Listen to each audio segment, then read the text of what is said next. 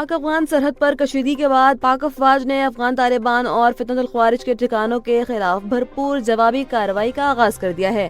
Security ذرائع کے مطابق جوب سیکٹر میں پاک فوج نے افغان طالبان کی پوسٹ نمبر 2 اور 3 کو نشانہ بنایا، جس کے بعد طالبان اہلکار اسلحہ چھوڑ کر فرار ہونے پر مجبور ہو گئے۔ اس کے علاوہ ارندو اور کرم کے علاقوں میں بھی اہم مراکز کو تباہ کر دیا گیا ہے۔ آپریشن کے دوران پاک فوج نے فرار ہونے والے جنگجوؤں کے قبضے سے روسی ساختہ ہیوی گرینیڈ لانچرز اور دیگر جدید اسلحہ قبضے میں لے لیا ہے۔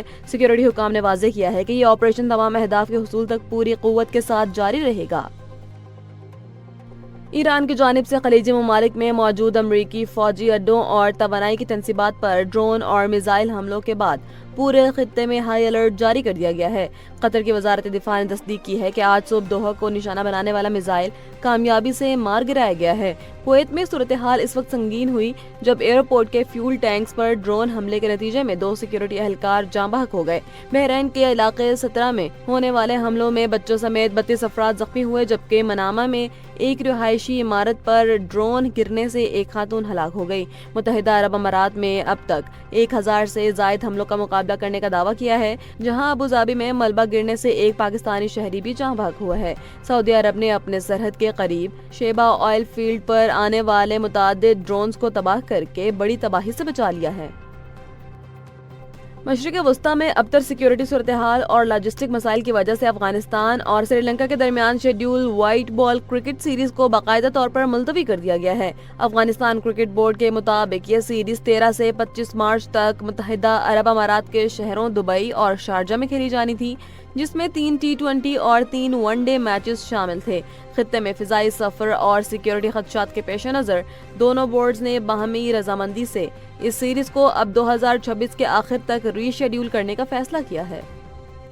انٹر امریکن پریس ایسوسی ایشن کے تازہ رپورٹ نے سال 2024 کو صحافت کے لیے بدترین سال قرار دے دیا۔ رپورٹ کے مطابق امریکہ کی درجہ بندی میں غیر معمولی تنزلی دیکھی گئی ہے، جہاں امریکہ 23 ممالک کی فہرست میں 4 سے 11ویں نمبر پر آ گیا ہے۔ اس گراوٹ کی بڑی وجہ صدر ڈونلڈ ٹرمپ کی میڈیا مخالف پالیسیاں، تنقیدی صحافت کے خلاف بیانیے اور سرکاری نشریات ادارے وائس آف امریکہ کی بندش بتائی گئی ہے۔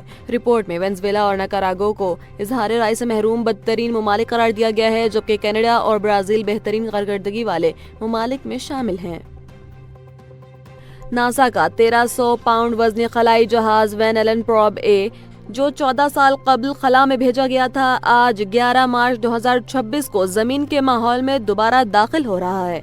امریکی اسپیس فورس کے مطابق اس کی واپسی کا وقت 10 مارچ کی شام تھا، جو پاکستان میں بدھ کی صبح بنتا ہے۔ ماہرین کا کہنا ہے کہ یہ خلائی جہاز زمین کے گرد موجود خطرناک ریڈیشن بیلٹس کا مطالعہ کرنے کے لیے بھیجا گیا تھا۔